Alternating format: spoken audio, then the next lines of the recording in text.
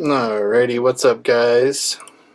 Matt here from Loon Outdoors, and we're going to turn off some noise here, start the chats going, and just get some other stuff going here. A little late to the party tonight, but that is the way it is. Just kind of working through this right now. Sorry. We do have some fun stuff planned for you guys, but let's see. Captain Bigwater, what up, dude? So kind of a fun little program tonight. We're tying two completely different flies.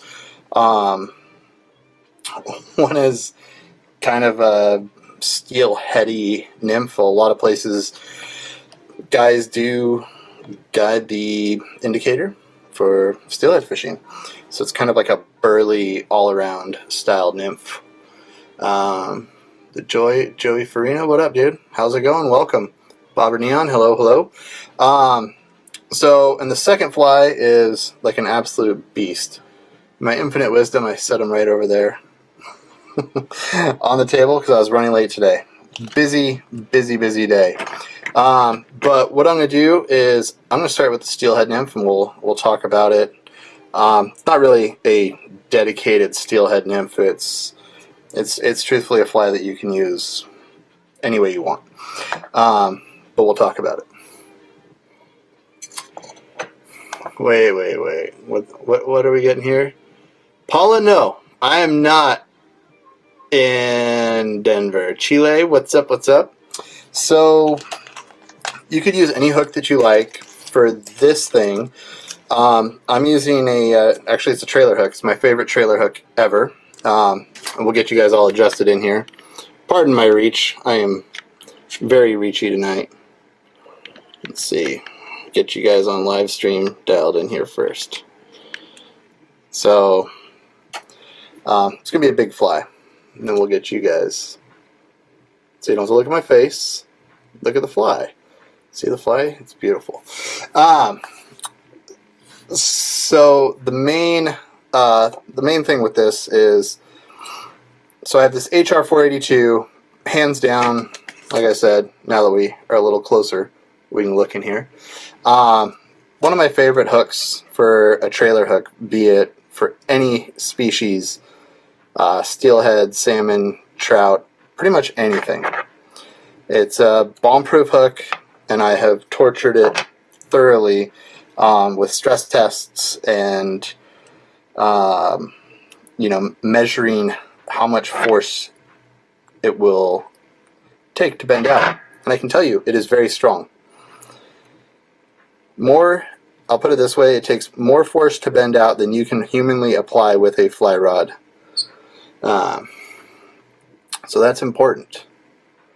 So what I'll do is I'll just rotate these guys down and out. And this fly, I'll explain it too. Right now we're just putting in some blue rubber legs for our antenna. It's kind of like a grizzly rubber leg looking deal. You just want to make sure that you have it tight enough to fit your bead back over. And then what I'll do is we'll go ahead and just tie this off. And the reason that I crank these down so much further behind where the bead will land is because I feel like I get to continue my thread wraps. So there we go. There's our antenna. They're going to be a little bit longer than our tail segment. So you can see I can go back over and reinforce those antennas. Aaron Farley, what's up? Steven, what's up? Spawn Flyfish, what's up? Spawn Flyfish, Head Magic Maker. So I take this pretty deep into the bend, and the material that I use for the body is this mini flat braid. As you can see, there's just about a bazillion colors of this. And I started using this as a body material on some bigger, a bunch of different bigger nymphs, and it worked out really well for me. Tonight we're just using a standard black The other cool thing is that I like immensely about this is, where is that? They have this chocolate brown, and I know there's like a huge buzz for like pure black wing cases. I feel like black's a pretty harsh color. This chocolate brown is pretty darn juicy. Let's see if I can't get this to focus just a little bit more. So I'll use this a lot for wing cases, but you can make like a red copper john style fly, greens, any color you want is really what I'm getting at. Even some hellacious pinks and stuff like that. So next up, just to keep this body symmetry going pretty good, what I like to do is I'm just going to go ahead and pull these legs down either side. So you can see, I put it down the side of the shank of the hook. Doesn't have to be perfectly tight or killer. Just has to kind of get you there. But again, it just builds you a nice reference point. And I completely apologize, and I have to explain. It's a gritty bead. It's just a hot pink gritty bead from Hairline. One of my favorite beads out there. I'm hoping someday they make them in a jig bead form, because I think that would be pretty cool. So you can see I move my thread back and forth. I use that 50D. It doesn't build at all. So I don't worry about building too heavy of an underbody on this pattern.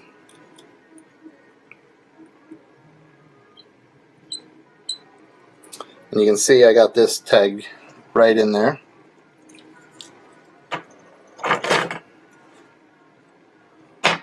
And I just have a piece of Flashaboo. If you wanted to spice this up, you could use a blue Flashaboo or anything.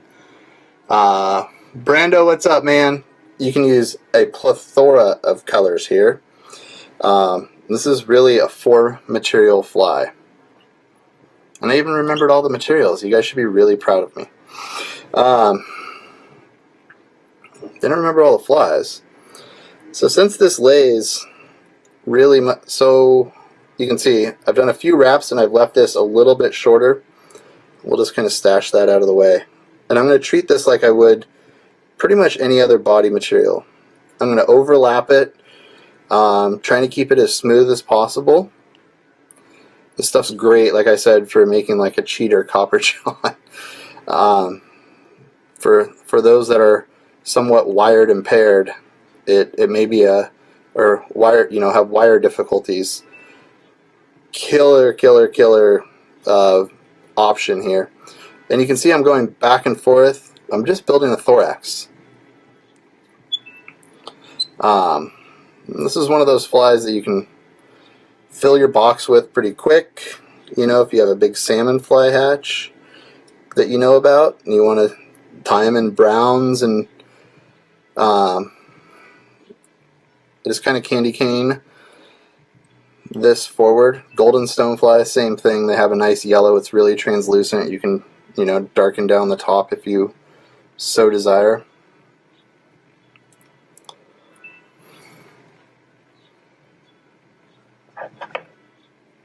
Can we address the squeakiness of the bobbin for generation 2?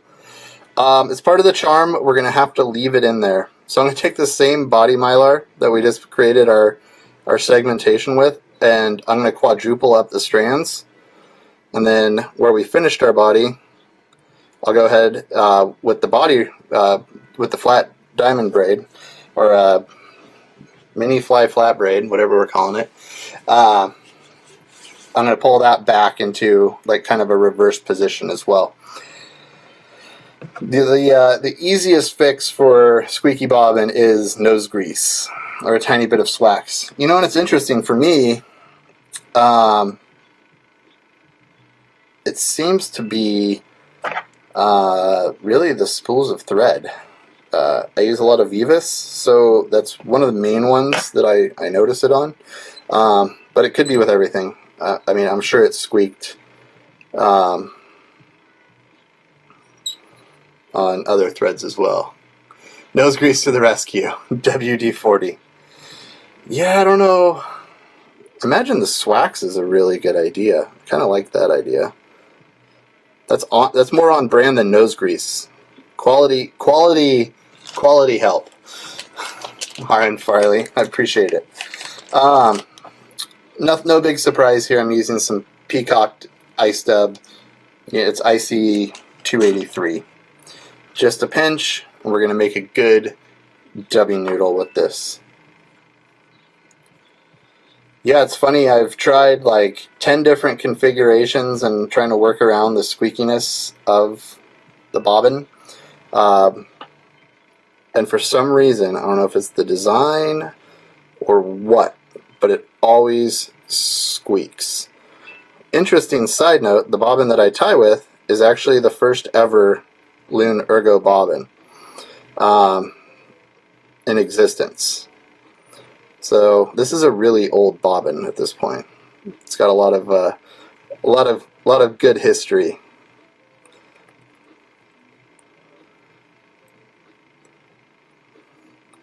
So this is how you know it's working. Yeah, I'm gonna add a little more ice dub to build up this thorax. Rick, what's up? Good evening, Ed, Daniel, and John. Hey guys, over on the live stream side of things, watching a higher quality video. What's up? So you can see I just kind of work through here. I don't mind. Yeah, I forgot the Denver Fly Show is today, so I guess none of you guys. I'll be at the one in Pleasanton. Should be fun. So you can see I'm just building a bigger and bigger thorax. Not the perfect way to do it, but the job does get done. Then all I do is I pull our same body material kind of forward. I'm going to let it rest a bit. We finagle this off. And this will become... So this is really, I mean, I hate to say it, it's really just a copper john at the end of the day. Not verbatim because it doesn't use all the stuff, but, you know, there's no copper and wire and so forth. But definitely going to get them. You know, if your fish like orange beads or a red bead or a blue bead, you can mix and match this up about 6,000 different ways, I'm sure. So just cover my thread tracks a little bit there. So now I'm going to start on this wing case, and I'm just going to use some flow. Let it soak in the first round.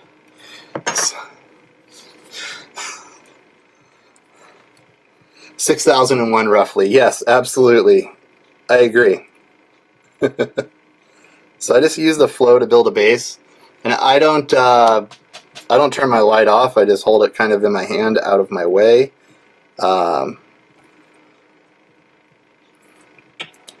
And when I'm using the flow, I just build a little bit of a dome, so you can see you get this really cool prismatic effect. And then I'll start to focus my energy. Oh, turn my light off, squeezing it. I'll focus my energy into the body. And I know you guys have heard me talk about this a lot. It's just, you know, basically it's a fiberglass fly at this point. There's no real reason to think of it any otherwise. We have a synthetic binding material, and it's just going to go ahead and hold everything together. So if you want more bubble, you can add that. I'm pretty stoked off the level of bubble that I have here. And I just give that a nice trim. Oh boy. I totally lied. I left the hook sitting over there. Stand by. I'll be right back in 10 seconds. But I'm going to grab the fly while I do it. I was tying some other stuff on these predator hooks today, and but yeah, overall, that's the main beast. Tie it in 50,000 or 6,001 colors, and you're good to go. Nice and heavy. That'll catch a redfish. Thank you, Nick. Thanks, 9 to 5 Flies. Can I have one? I'm gonna fish that one somewhere. So I apologize. So I'm gonna insert said beast. This one takes a while. I don't know. We might have to expand the world a little bit more. This is a big fly. It's a big striper fly. It's bass fly. Pretty much anything fly. It's using this cool new head that is it's kind of translucent. It's kind of like the flyman heads in the sense that it's something that you can apply afterwards, but it's a little bit different. They're pretty darn cool. You can see they get this killer profile, and this thing casts like a bullet. It looks haggard because I threw it in the water, so I apologize. The free bird.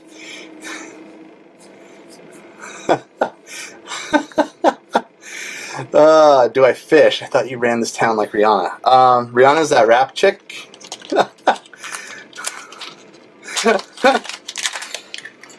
So the hook that I use on this fly is an Ahrex. They call it a Predator Light. It happens to be a 6/0, and it's a pretty big hook. We'll go ahead and throw it in there. So you can see it's a pretty massive hook, and when these heads come, when they come at you, they're clear, as you can see. So we got some work to do on this, and we'll get there. I apologize. This might be one of the longest wrapping segments ever, and that's going to be way too squeaky. It doesn't bother me ever, but we'll just go the old way. Doesn't matter about perfection on this. So I'm going to bring these thread wraps just about to the hook point. So if we're sitting there resting like we are right now on the hook point, we're in a good spot. Hurts. Oh, in there? Yeah, don't do that. What kind of a regal head do I use going from a nymph to a 6/0? This is the new shank. This is the new the shank jaw. I tie with. I have a big game. I have a standard, a stainless steel standard. So this is my 4th regal jaw that I have, and I tie size 16 Perdigons in it too. I guess. Never really thought about it, but I guess I don't really change it out. So this is one of those. This is a really nice variation here of one of those hairline little quarter saddle deals that they have going on right now. And I'm not interested in this. This is my this top stuff right here. All this premium looking skinny stuff. It's not for dry flies for me. But I come down into the base here where it gets a little bit wider. And this is going to be more of my big intrudery kind of. Those two are it. So we're going to take 2 of these guys, and we're going to kind of set the tone for this pattern. So if you look at these feathers, or if you've looked at feathers in the past, you'll notice 2 things. There's a dull side and a glossy side. I'm going to go ahead and put the glossy side out. I like those really fine hackles, by the way, for really small little squiddy intruder things. Secret. So we start wrapping this up, and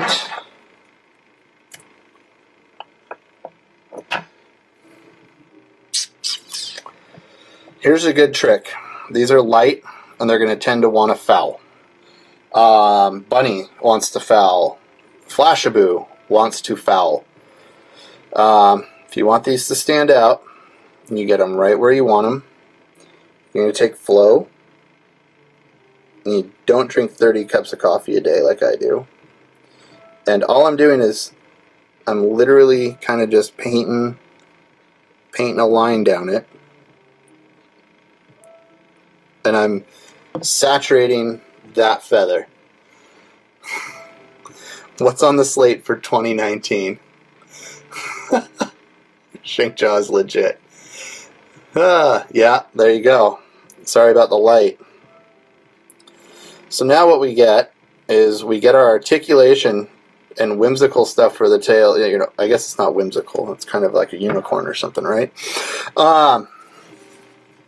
But you know, you get your tail. You get your tail action still, so you're gonna get that movement. But now you're solidified and not gonna foul. New for 2019. Well, Nick, there's lots of surprises for good little boys and girls out there. You're gonna have to wait and see. Can't give everything away on the first day, buddy. Or the third. So I am out of one material that I use for this fly, so I'm going to have to do a substitution. See, like, above me, and I'm like, oh, cool. No, that's not the right one. I forgot about being out of this one little material. I just have bins of dubbing above me, so it works out. It's called cheating. So I used like a shrimp pink flat braid, but I used it all up on intruders.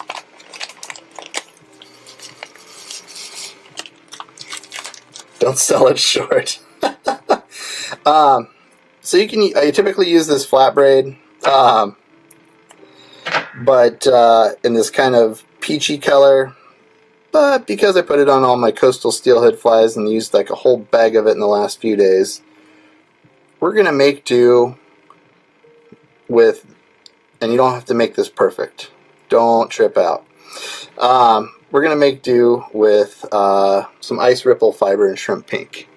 It's a hopper. Do I ever tie mono in to help it not foul? I used to, but that's an extra step, and UV glue is like 10 seconds. So most of the time now, I just use the UV glue. It's kind of my trick. So like I said, I use it on bunny, flashaboo.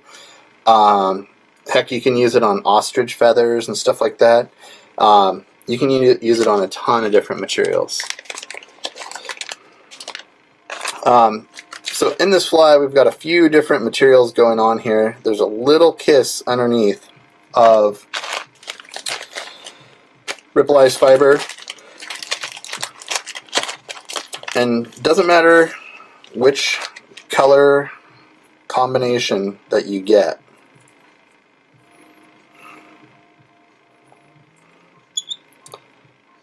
So I'm just going to go ahead and push that, and that's going to be kind of deep in the belly of this beast. This thing's key, so I just kind of tear through stuff with it. And if I want a full disclosure, you can drop a little UV resin on here too. I typically do that with all those braids, so it makes it work. This is kind of it's fun material.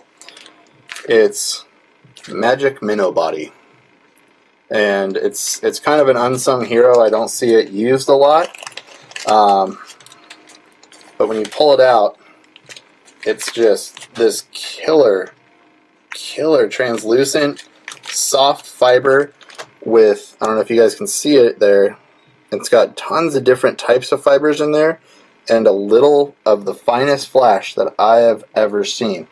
So if I'm tying something with like a green hue like that specifically has, then what I'll do is I'll come in and I kind of I make it like a mustache. So if you imagine it being a mustache, like a Yosemite Sam mustache is how I like to describe it. So I uneven all of my tips to create a cool body scenario out of it. And what we'll do is, what the heck? Beep, beep. Sorry, I don't know how to turn my text off and still do everything, I guess. The old flavor saver, exactly. So I just kind of create this cool body with it.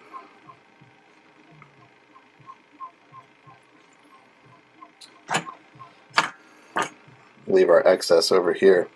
And then you're going to want to kind of... You're not nice to this. How's that? You don't want to be nice. So once you kind of get it flowing in the spot you want it, you go ahead and really break your GSP thread, random. That does not happen very often.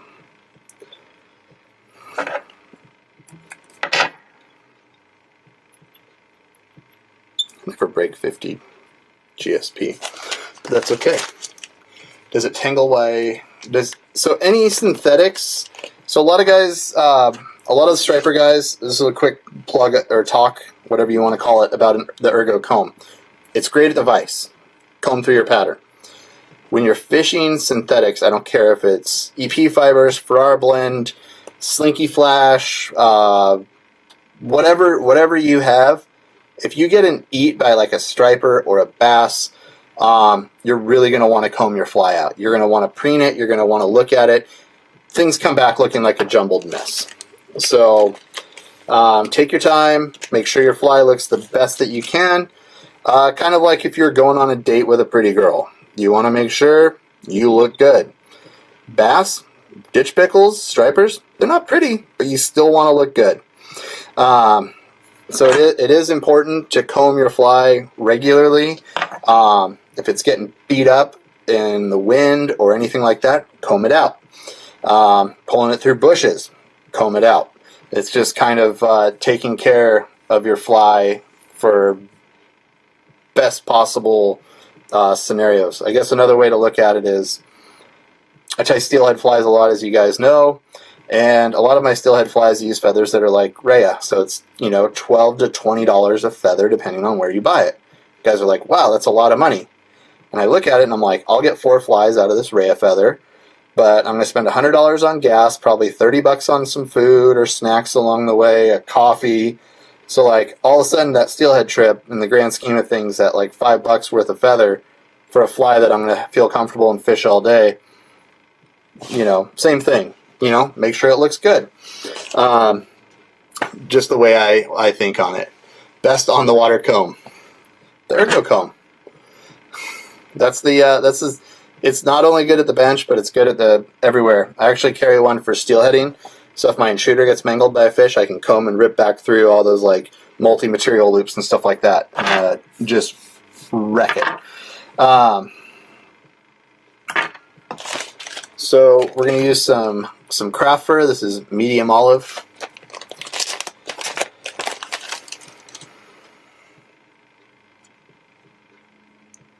And this is really just to build bulk. And if you guys are familiar with craft fur, it's actually built like real fur. So there's over, I think, 4 different lengths of fibers inside of here.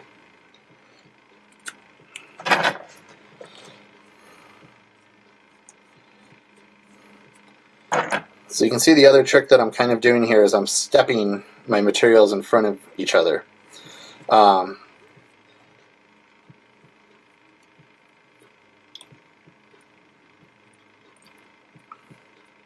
So I'm going to cover up my tracks back here, but I'm going to tie my craft fur in forwards. I don't care how it ties in or what happens. Then we can push it, and we can comb it back over. I had a joke about that. It doesn't go over as well all the time with everybody, so I'm staying away from it.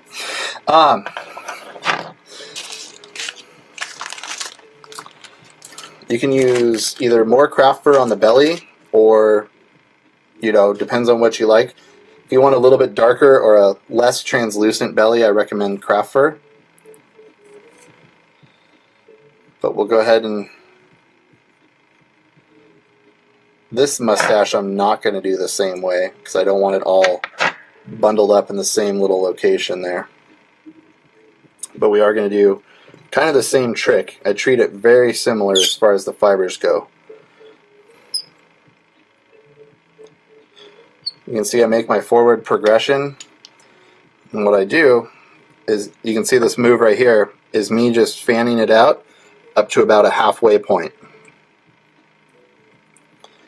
And it just builds and continuously builds this. Where in the heck did my pink speckly stuff go? That's strange. So, I'll explain it to you, but I'm going to use a different material. So I use a lot of this this barred voodoo fiber, and I have no idea where it went. It's not in the. I have a huge box that I bring over here. All right, well, I'll just use a little more of this guy. So I'm just going to use some more ice ripple for our lateral lines here. I apologize. Be a little bit more sparkly.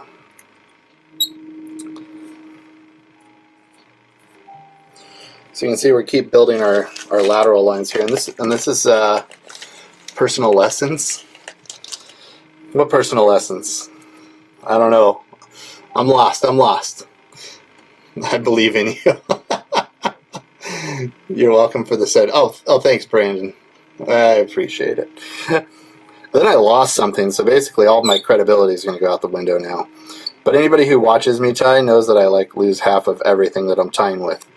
I'm pretty fortunate that my wife takes care of me as well as she does. Probably be still living in a van down by the river if it wasn't for her. We'll just be honest. So now I'm going to start pulling out some of this because I don't want this huge, bulky situation here.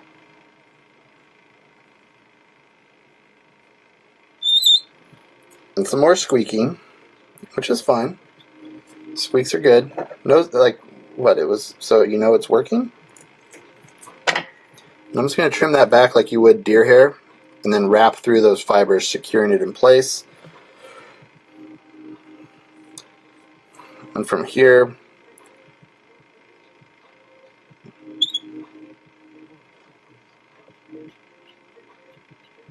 I'll go ahead and wrap up till I feel the eye. And this actually is just so I can kind of pimp that spawn flyfish head on there.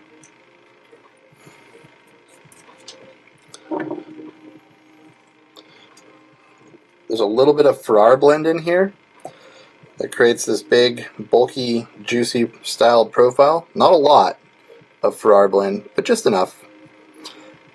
And just enough happens to be about 62 strands, if you were to ask me. And the last thing that I dig on this, and this is something that you can change, leave out, omit, whatever you want. Get the swags. Ugh. Thanks, iRickets. Appreciate it. So this is the material with the longest name ever. This is Senyo's Metallic Barred Predator Wrap, gold/fluorescent chartreuse /black. There it is for future reference. I love this stuff. I use it for everything from caddis bodies and mayfly bodies to steelhead flies. Hats off to everybody who had their hand on working on this material. So you can see it comes on this little cord. My first inclination is to typically cut it off of that, but if I try to straighten out this cord, now it already has a pre-built-in taper, and I'm not going to be losing a lot of material. So you get this big, huge, giant profile that you want to throw on at least an 8-weight fly rod, and that's the truth. This is a big fly. You're targeting large fish, you're going to use a large fly rod. Even if you're fishing ditch pickles, this summer I was out and I was fishing a new glass rod by Scott, their new F series. It was like a 6.6 3-weight, and I was throwing pencil poppers in a bluegill pond. 5-pound bass came up and ate my size, whatever that is, pencil popper. I was kind of blown away. Handled the fish, but definitely not, it was a little more sporting, I guess you would say, than I expected or wanted it to be. Okay. So now that we're here, darken that down so my thread looks pretty good. And we do a test fit. So you can see kind of where we're at now. So here's the trick with these. So you can take your flow bottle, and I'll just start jamming it in there, and I'll cure. The head's going to be on there nice and tight. That actually concludes the tying portion. The rest of this is going to be basically arts and crafts. So what I'll do also is I'll drop some flow down in there, and it's hard to see, but it'll start marinating around, and I'll just cure it. And that head's on there. It's not going to go anywhere. It's like volcanoed inside. It's like an internal volcano, basically. So here's a good trick / tip. When you're working with markers and trying to color your flies, I always like to start with my lighter colors first. This pink doesn't really show up much.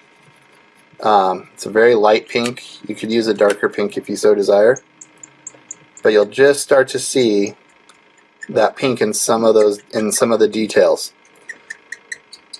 like where we want it to be. Okay, so it's gonna, hopefully you guys can see that there is a pink hue to it. It's really kind of tougher to see on camera, so I apologize. Next, I want to transition from light to dark. I'm not going to mess with the bottom. I dig the translucency of the head. So I'm going to come in, I'm going to lay down a layer, and again, it's going to start to look glossy more than anything. And you can use the airbrush systems and like Copics, which is the pen that I'm using right now. You can use any number of really, so I'll kind of sneak around to the front here. If I show you the bottom, you can really start to probably see, maybe not, some of the pink. To make sure we focus on what we're working on here. It's a little hazy because we're on the old Instagram. So that was just a pale olive. Now I'm going to move into a Spanish olive. So it's darker. And with the airbrush, you're able to kind of do what you want. You can add browns and other such colors and whatnot. And lastly, I just do black. And the black is just going to be the spots. You can do the red for the gill plate if that gives you immense happiness in life. If you want to get really nerdy, you can glue pearlized chenille on the gill plate. That's actually a pretty cool little trick that swimbait guys do. So you can see I'm using the Predator wrap to create my barring up top. And that's actually why I use the voodoo fibers for the most part. Because it creates a cool barring effect.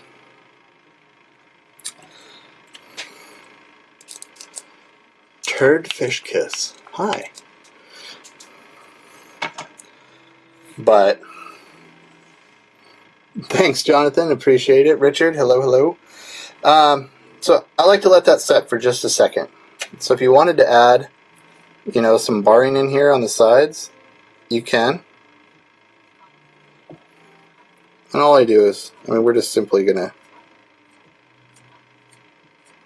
just throw a little bit of barring in there. Still, like, I'm letting that dry up there a bit. So I'm going to taper this just a hair.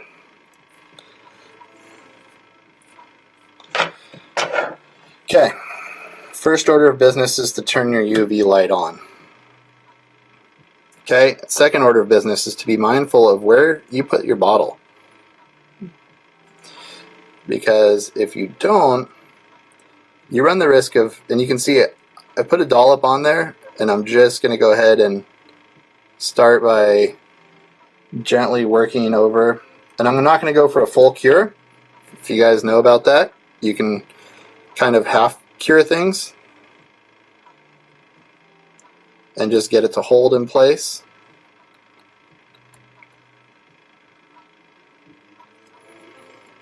And now I'm just going to gently rotate. We'll come in and make sure everything's nice and cured up.